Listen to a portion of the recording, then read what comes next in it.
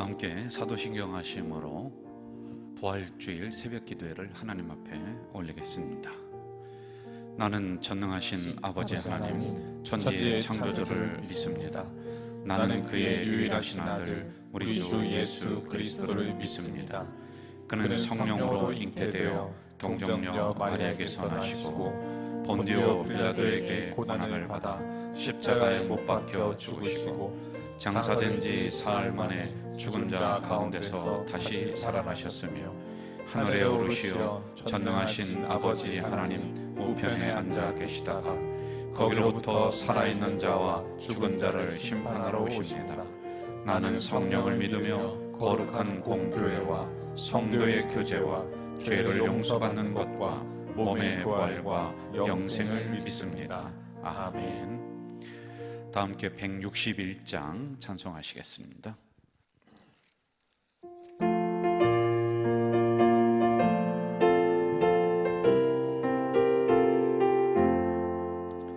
할렐루야 우리 예수 부활 승천하셨네. 세상 사람 찬양하니 천사와 나파도다. 구주 예수 부활하사 사망 권세 이겼네. 구주 예수 부활하사 사망 권세 이겼네. 할렐루야 우리 예수 왕의 왕이 되시고 우리 눈에 중보 되심 성령 증거하시네. 구주 예수 부활하사 처음 열매 되셨네. 구주 예수 부활하사 처음 열매 되셨네. 할렐루야 우리 예수 뱀과 티가 없도다. 무덤 속에 있는 죄인 주가 일으키시네. 구주 예수 부활하사 영광 주로 오시네. 구주 예수 부활하사 영광 주로 오시네. 여러분, 부활 새벽을 맞이해서 저와 함께 있는 자리에서 통성으로 기도했으면 좋겠습니다. 첫째, 여러분의 가정의 경제가 그리고 어려움들이 부활의 신앙으로 말미암아 다시 한번 영광된 부활로 응답되어지는 그 역사가 일어날 수 있도록 기도해 주시고요. 그리고 두 번째는 이 나라의 어려움, 세계의 어려움, 이렇게 전염병이 닥쳐왔습니다. 부활의 놀라운 주님께서 이 모든 사태를 다 물리쳐 주시고 부활의 희망으로 나가는 대한민국, 이 세계가 될 수 있도록 우리 다 함께 통성으로 기도하겠습니다. 전능하신 아버지 하나님, 감사합니다. 하나님, 십자가의 고난을 지나면서 저희들이 부활의 영광에 이르릅니다. 광야를 통과해야지만이 가나안에 들어갈 수 있는 것처럼 십자가 통과한 주의 백성들에게 부활의 영광이 가정에 임하게 하시고 그들 경제에 임할 수 있도록 주여 도와주시옵소서. 이들이 캄캄함 속에서 무덤 문을 박차고 나오는 귀한 가정, 자녀들이 다 되도록 주여 도와주시기를 소원합니다. 부활의 놀라운 희망이 우리 성도들 가정 속에, 그들의 기업 속에, 자녀 속에 환하게 비칠 수 있도록 인도해 주시옵소서. 죽음의 권세를 물리치신 우리 주님, 다시 한번 간절히 기도하오니 대한민국의 세계에 몰아닥친 이 코로나19 전염병이 부활의 주님으로 말미암아 이제 깨끗이 물러갈 수 있도록, 극복해 나갈 수 있도록 새로운 희망을 저희들에게 허락해 주시옵소서. 아버지 하나님, 감사합니다. 부활의 영광 저희들이 가슴 깊이 새기며 오늘도 부활의 주님을 바라보며 살아가는 우리 모든 성도들 되게 하시옵소서. 이 새벽에 이 종을 세우셨사오니 주의 말씀을 증거해 주시옵소서. 예수님의 이름으로 기도하옵나이다. 아멘. 오늘 우리에게 주신 하나님의 말씀은 요한복음 21장 1절에서 6절 말씀입니다. 요한복음 21장 1절에서 6절 말씀. 우리 한 절씩 교독하도록 하겠습니다. 그 후에 예수께서 디베랴 호수에서 또 제자들에게 자기를 나타내셨으니 나타내신 일은 이러하니라. 시몬 베드로와 디두도라 하는 도마와 갈릴리 가나 사람 나다나엘과 세베대의 아들들과 또 다른 제자 둘이 함께 있더니 시몬 베드로가 나는 물고기 잡으러 가노라 하니 그들이 우리도 함께 가겠다 하고 나가서 배에 올랐으나 그날 밤에 아무것도 잡지 못하였더니 날이 새어갈 때에 예수께서 바닷가에 서셨으나 제자들이 예수이신 줄 알지 못하는지라. 예수께서 이르시되 얘들아 너희에게 고기가 있느냐 대답하되 없나이다. 이르시되 그물을 배 오른편에 던지라. 그리하면 잡으리라 하시니 이에 던졌더니 물고기가 많아 그물을 들 수 없더라. 아멘. 오늘은 이 새벽에 부활절 새벽으로 우리가 영상으로 예배를 드리고 있습니다.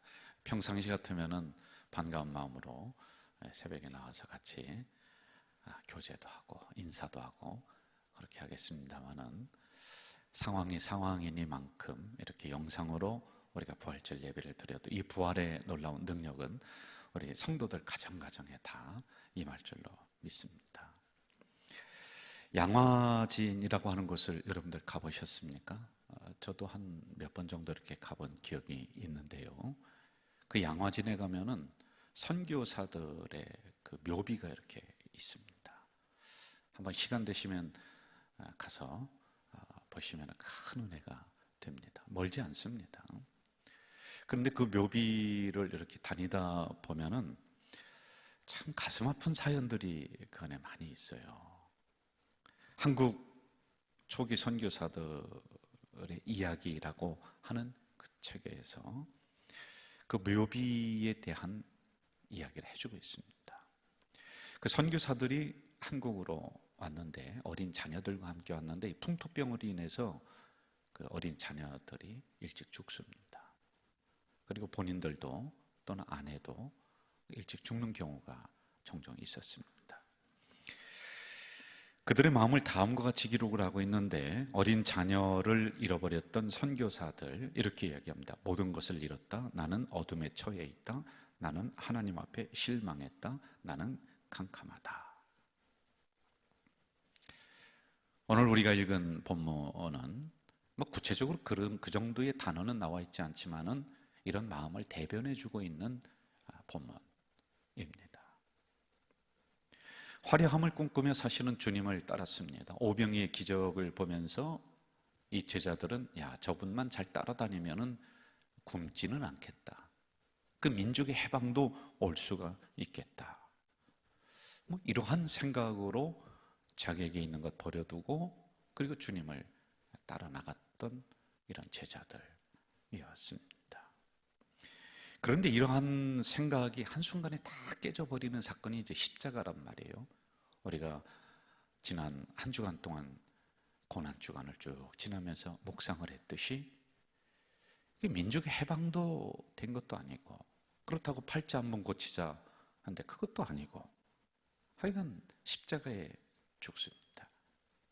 그러니까 그 밑에 제자들이 다 도망가요. 도망간 이유가 있습니다. 왜냐하면 십자가는 오늘로 얘기하면은 이게 반역도당이거든요. 역적이거든요. 역적은 사형을 당하면 그 시신을 함부로 만질 수가 없는 거예요. 잘못 만졌다가는 그 사람도 역적이 돼버리니까 이걸 함부로 수습을 못하던 우리나라의 그 시기도 있었습니다. 그 예수님의 제자, 예수님이 자기의 스승이 십자가에 죽었다, 그 역적 도당이거든요. 그 무리들도 똑같은 그 제명이 있을 수가 있어요. 그러니까 베드로도 그 밤에 숨어서 그 뜰역을 왔다 갔다 하기도 하고 다 도망가는, 그 산산조각이 난 이런 상황, 캄캄하지요. 하나님 앞에 실망했다, 뭐 이러한 선교사들의 마음과 비슷할 것 같습니다. 복음을 전해야 된다는 열정 하나만으로 한국 땅을 찾아온 선교사들이 갑자기 자녀들을 잃어버리는 그 캄캄한 상황 속으로 들어갑니다. 혼란이 있죠. 하나님이 지켜주셔야 되는데, 아니 다른 일도 아니고 선교하러 왔는데, 고향에 있는 거 다 내려놓고 왔는데, 적어도 하나님이 이 정도는 뭐 좀 보존해주고 지켜줘야 되는 거 아닙니까? 뭐 지나친 욕심입니까? 그렇지는 않단 말입니다. 내 삶의 구원자시고 그리고 내 삶의 전부입니다 라고 그렇게 고백했었던 그들, 그런데 그런 하나님은 어디 가셨냐는 거예요. 이제 선교사들의 그런 마음들이 이 안에 이제 녹아져 있습니다. 오늘 본문은 이런 제자들의 상태를 3절에서 아주 구체적으로 기록을 해주는데, 3절을 여러분들 같이 한번 보세요. 나는 물고기 잡으러 간다. 나는 물고기 잡으러 간다. 이제 실망했는 거죠. 다시 고향 땅으로 돌아가고 다시 과거로 돌아가는 이런 일이 일어납니다. 그런데 계속해서 뭐라고 나오느냐면은 아무것도 잡지 못했다, 이렇게 나오고 있습니다. 얘 삶의 터전으로 돌아갔는데 못 잡아요. 아무것도 잡을 수가 없습니다. 아무 일도 없었다는 듯이 갈릴리 바다는 그들을 맞이해 주고 있지만은 고기를 내어주지 않습니다. 그 밤에 그들은 고기 한 마리 잡지 못하고 힘이 쭉 빠진 채로 그렇게 차가운 갈릴리 바다에 있는 겁니다. 그 밤에 아무것도 잡지 못하더라. 그 밤에 아무것도 잡지 못하더라. 여러분, 이 안에는 놀라운 하나님의 비밀이 숨겨져 있습니다. 베드로는 누굽니까? 제자들은 누굽니까? 갈릴리 바다에서는 전문가들입니다. 그런데 그것을 내려놓고 그리고 주님을 따라 나갔던 이러한 제자들이란 말입니다. 이 베드로에게는 분명히 마태복음 16장에 보면은 놀라운 축복을 줍니다. 권세도 줍니다. 이랬던 베드로였습니다. 그런데 다시 과거로 고향 땅으로 돌아갔는데 그 밤에 아무것도 잡지 못했다. 빈그물입니다. 빈그물. 예수 없는 인생은 빈그물이다 라고 하는 이런 의미가 이 안에 담겨져 있는 겁니다. 예수님 없는 삶은 캄캄한 바다와 같다. 아무리 전문가건 뭐건 간에 그렇다는 겁니다. 우리도 이런 상황을 종종 맞이하곤 합니다. 신앙생활 열심히 해나가면서 때로는 지칠 때가 있기도 합니다. 오랫동안 기도했는데 기도에 응답이 없을 때 우리는 다시 과거로 돌아가요. 옛날로 다시 돌아가요. 그러면은 그 문제가 해결될 것처럼 보였지만은 여전히 빈금을. 제자들도 실망했고 오늘 우리들 현실도 빈배처럼 캄캄한 바다처럼 희망이 없고, 그러다가 4절에서 부활의 희망의 주님을 서서히 발견하게 되는 거예요. 여러분 4절에 보면은 날이 새어갈 때에, 이제 캄캄한 밤이 지나고 아마 새벽녘이 됐을 거다, 뭐 이 정도로 우리가 추측을 할 수가 있습니다. 지난 밤은, 주님 없는 밤은 캄캄한 밤, 빈그물이에요. 주님 없는 밤은 외로운 밤이었고 원망했던 밤이었고 하나님이 어디 있는가 고민했던 그런 밤입니다. 이게 모든 사람에게 이런 게 있습니다.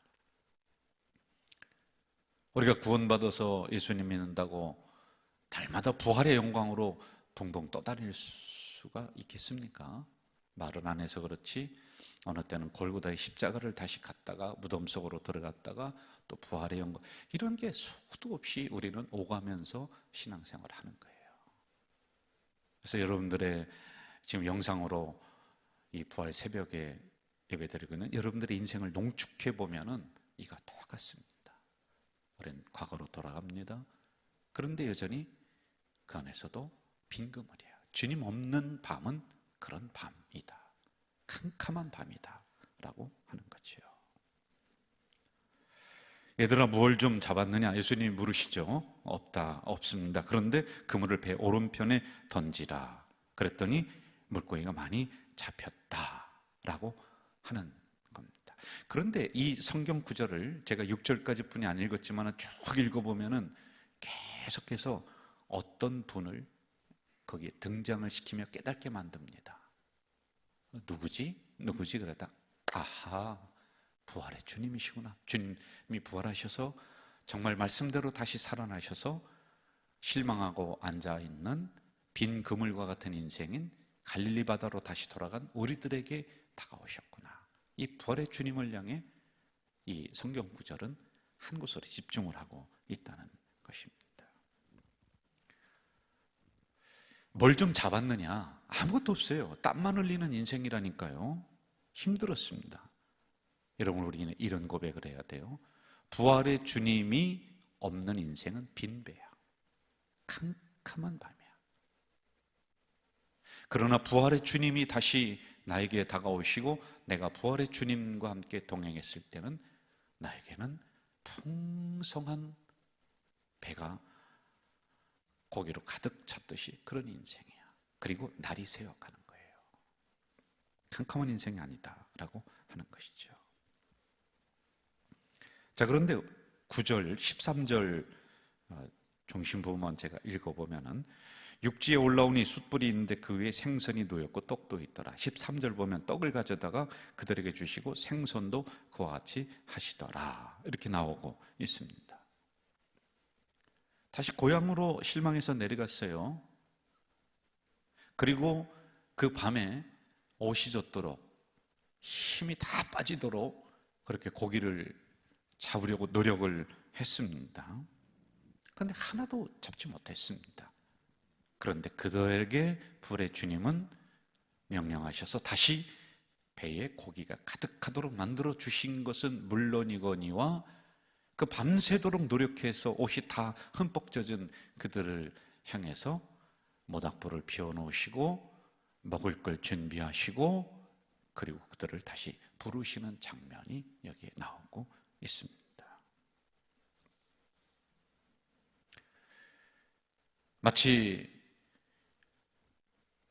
지난밤 우리들이 실패했을 때, 어려웠을 때, 그래서 홀로인 것처럼 땀에 흠뻑 젖어가며 그렇게 열심히 살았지만은 빈배인 우리들에게 사람들은 다가오지 않았지만은 부활의 주님은 우리 인생 속에 따뜻한 모닥불을 피워놓으시고 먹을 걸 준비하시고 우리를 부르시는 장면, 이게 겹쳐지고 있다는 겁니다.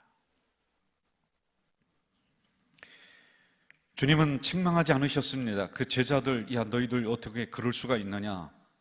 아니 어떻게 십자가 밑에 한 사람도 없느냐? 아니 어떻게 3년 동안 나와 함께 동고동락을 했는데 어떻게 너희들 그 한순간에 다 고향으로 떠나서 과거로 다 돌아가고 그물질하면서 참 서운하다. 그 말씀 한마디 없으셨어요. 부활의 주님은 바로 그러하신 분이십니다.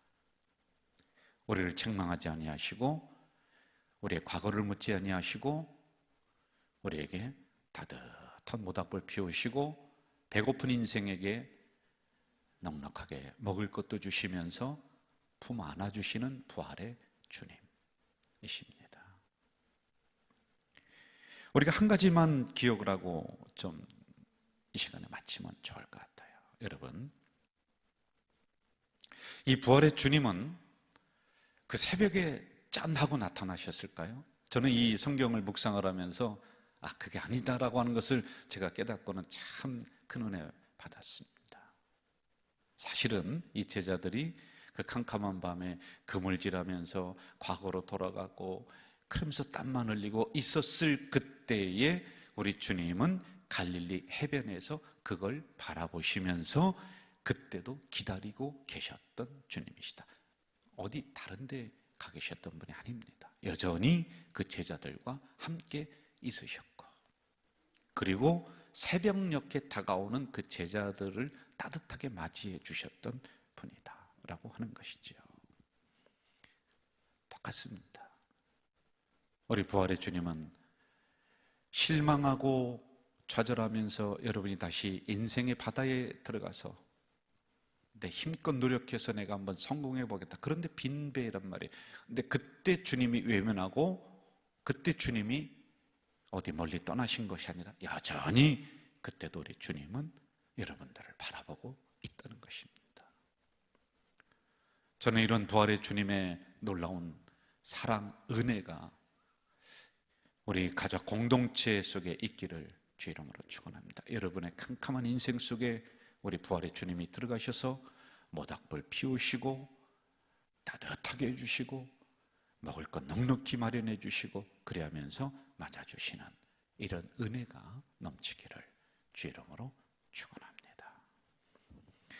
전능하신 주님, 십자가의 무거운 고난 드디어 이기시고 견디시고 그 차가운 무덤의 문을 박차고 나오셔서 나는 부활의 영광으로 너희들에게 다가가노라 말씀하시오니, 이제는 고난을 지나 부활의 주님을 기쁨으로 맞이하는 우리 가족 공동체 식구들이 다 될 수 있도록 인도해 주시옵소서. 어렵고 힘든 시대를 살아가는 우리들입니다. 우리의 힘으로 이 모든 것들을 이길 수 있을 것이라 여겨지지만은 빈배뿐입니다. 실망뿐입니다. 그 캄캄한 밤 옷이 흠뻑 젖을 뿐입니다. 하나님, 이런 시대에 부활의 주님께서 다시 한번 이 땅 위에 큰 은혜 베풀어 주시옵소서.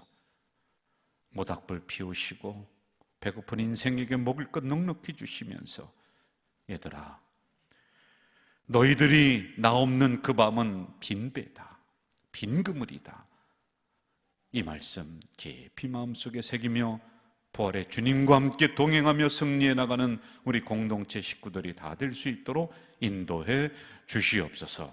예수님의 이름으로 기도하옵나이다. 아멘. 주기도문으로 우리 부활절 새벽 기도를 마치도록 하겠습니다.